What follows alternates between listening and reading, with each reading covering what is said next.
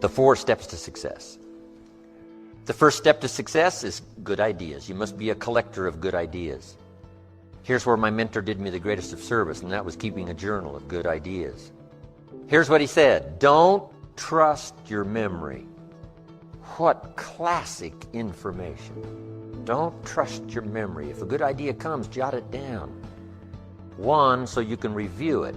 2, so that you capture it. It won't be lost. So all those years back then, I started keeping a journal. I got journals you wouldn't believe. Little cheap ones when I first started. Remember the Gregg shorthand? Little books, little spiral things? I used those.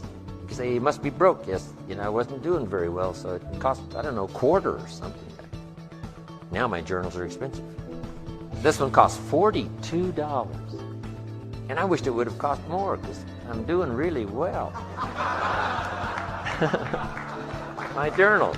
But if you look at all my journals, you can tell how my life was going. Say he was poor here, and it looks like he was rich here, and then he was broke again, and now it looks like he's rich again for sure. But here's the key. Something to pass on to the next generation. The collection of ideas that made you healthy. The collection of ideas that turned your life around. The collection of ideas that caused you to learn extra skills and got the extra income. The wise use of your resources, the ideas you found on how to do that. Think of passing this on now to the next generation and the next generation. This is so valuable. But mostly now, primarily for your own study. So you can go back over what you've collected. And in a now different place, same ideas, but now that you're in a different place, you'll see it in a whole new light on how it will help change your business, help change your career, your future, relationships, and all the rest. Keeping a journal, right? Now this is for serious students. Non-serious students don't need to keep a journal. But for serious students that are serious about their health and serious about their future, serious about gathering things to make a contribution to others, keeping a journal. That's important. A collection of good ideas, first step to success. Here's the next step, a good plan. You got to have a good plan. You got to have a good health plan. My mentor asked me when I'm 25, Mr. Rohn, what's your current plan for your financial future? And I said, I don't have one. Right? And that was obvious. I said, you got to create a plan, a good financial plan. If we finished this seminar tomorrow and you lingered a while and gave me the details of your current financial plan for the future, would I get so excited about it I'd go across the country and lecture on it? You say, no, Mr. Rohn, you probably wouldn't want to lecture on my plan. My next question would be what? Why not? Have you reached this point in your life's maturity and you don't have a plan that's got you up early and keeping you up late that you're excited about unfolding? Here's one of the first things you must do if you're a parent. Build a financial wall around your family nothing can get through. Build a financial wall around your family nothing can get through. Now there's other protections that a parent must engage in, but here's one of the first ones since it's so possible living in America. A financial wall around your family nothing can get through. Got to have a good health plan. You can't be out of breath after the year 2000.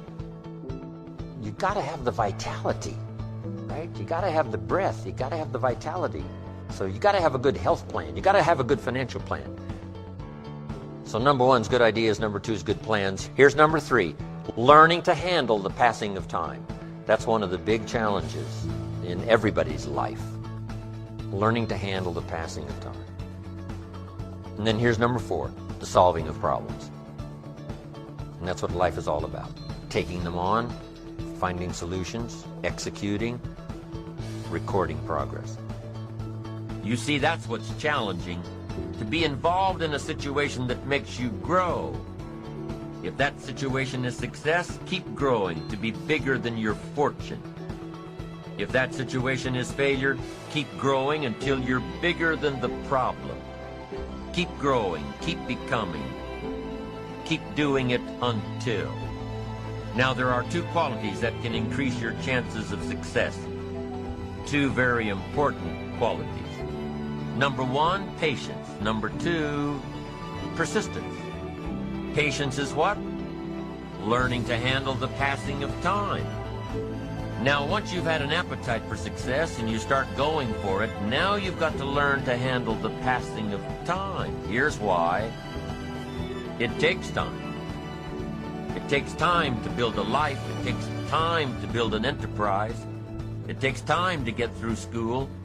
It takes time to develop and grow. So give your enterprise time. Give your business time. If you're in management, give your people time. If you're a parent, give your kids time. Don't be too short, too quick. Give them time.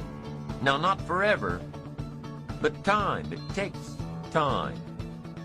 Here's the ultimate challenge. You've got to have patience with yourself.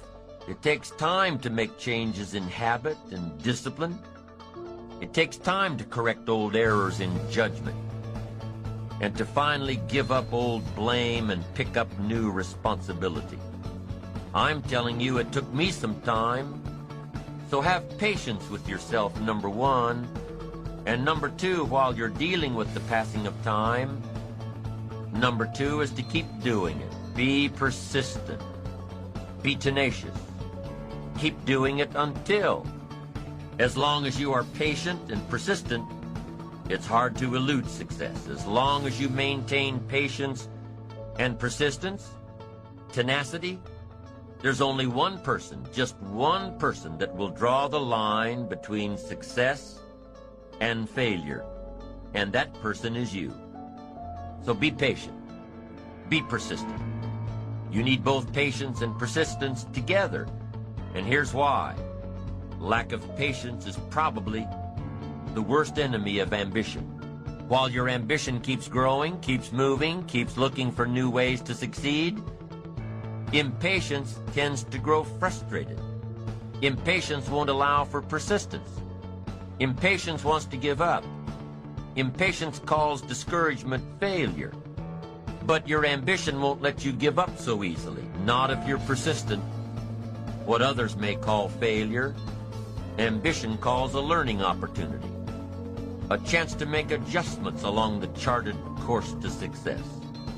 Ambition knows that the longer the achievement is in coming, the more valued it is. So let me give you a few aspects of patience. There are 6 aspects of patience, and here's number 1. Knowing when an opportunity is right and when more preparation is needed. Let's say you're opening up a restaurant specializing in fresh seafood. You're all excited to get going, get the money coming in instead of it all going out. You're all excited. So because you're all excited, you want to open early. Your impatience gets the best of you. And so you do, open before your scheduled grand opening. Customers start coming in. They're all excited about this new great restaurant. And everybody wants some fresh seafood. They're all ordering fresh seafood from the menu. But now you panic. You haven't got any. You're not ready. The fresh seafood shipment won't come in for a week. Impatience has just killed the restaurant. Your impatience just lost you credibility in the marketplace. That's number 1. Be patient in knowing the difference between when the opportunity is right and when more work needs to be done. Here's number 2. Remain alert, even if opportunity doesn't come right away. Make sure that your patience allows you to keep your eyes open and ready for opportunity. Keep looking. Number 3, keep preparing for opportunities, even if there's a delay. Even if things aren't going just the way you think they should, keep your disappointments at bay and keep getting ready for opportunities. Be prepared. Always be prepared. Don't let impatience allow you to give up. Number 4, impatience. Don't let small disappointments discourage you. Don't let the little successes delude you. Avoid the emotional roller coaster that will always disrupt your plan. Number 5, if you're waiting on the decisions of others, be patient. You cannot control the decision-making abilities of others. Don't be frustrated about what you have no control over. And number 6, take a vacation from your ambition. If you've been working day after day, week after week, month after month without a break, take a vacation from your ambition. The ambition will have a stronger pull than ever when you come back to it. Persistence is patience in action. Persistence is creative, always looking for new opportunities. Persistence is courageous. It doesn't give in to fear. Persistence is hopeful. It doesn't let discouragement through the door. Persistence is positive. It keeps you on track with your plans and your goals. Patience and persistence are both required for success,